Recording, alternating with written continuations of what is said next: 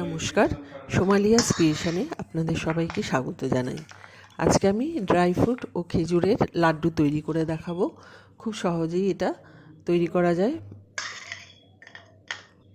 এর জন্য আমি নিয়ে নিয়েছি কাজু, কিশমিশ, আমন্ড সব মিলিয়ে 25 গ্রাম মতো ড্রাই ফ্রুট নিয়েছি।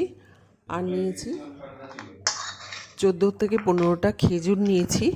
খেজুরের বীজগুলো আমি আলাদা করে রেখে হাফ করে নিয়েছি।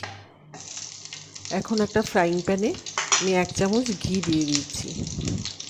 ঘিটা ভালোভাবে গলে গেলে এর মধ্যে আমি ওই ড্রাই ফ্রুটগুলো দিয়ে দিলাম।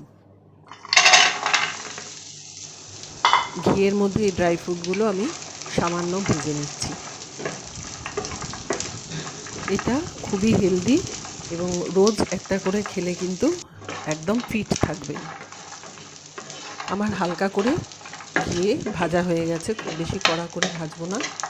এবার আমি এগুলো মিক্সিং জারে গুঁড়ো করে নিচ্ছি। এখন আবারও আমি একটা ফ্রাইং প্যানে ঘি দিয়ে দিলাম 1 চামচ। আর যে গুঁড়ো করে রাখলাম যেটা ড্রাই ফ্রুটসগুলো, সেগুলো আমি এই প্যানের মধ্যে দিয়ে দিচ্ছি। ঘিয়ের সাথে আবার একটু নাড়াচাড়া করে আমি সামান্য চিনি দিলাম। আপনারা চিনিটা না দিলেও চলবে, কারণ খেজুর রয়েছে বলে, খেজুর কিশমিশ এগুলো আছে, একটু মিষ্টি মিষ্টি স্বাদ হয়। আমি একটু দিয়ে নিয়েছি। সমস্ত কিছু ঘিয়ের সাথে খুব ভালোভাবে মিশে গেছে। আমি কিন্তু ঘি এখানে খুব কমই দিয়েছি। শরীর সুস্থ থাকতে নিয়ম করে কিন্তু ড্রাই ফ্রুটসও আমাদের খাওয়া প্রয়োজন। এখানে কাজু, আমন্ড, কিশমিশ যেগুলো আছে এগুলো কিন্তু আমাদের ত্বক ও চুলের পক্ষে ভীষণ উপকারী।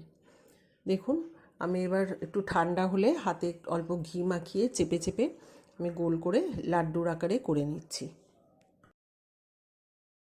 আমি এখানে দেখাতে ভুলে গেছি, খেজুরগুলোকেও কিন্তু আমি হালকাভাবে মিক্সিতে পেস্ট করে নিয়েছি। আমার ড্রাই ফ্রুট লাড্ডু হয়ে গেছে। আশা করি রেসিপিটি আপনাদের ভালো লেগেছে। যদি ভালো লেগে থাকে তাহলে অবশ্যই বন্ধুবান্ধব ও আত্মীয় স্বজনদের সাথে শেয়ার করবেন এবং আমার চ্যানেল সোমালিয়াস ক্রিয়েশনকে সাবস্ক্রাইব করার জন্য অনুরোধ রইল। সবাই ভালো থাকবেন, সুস্থ থাকবেন। নমস্কার।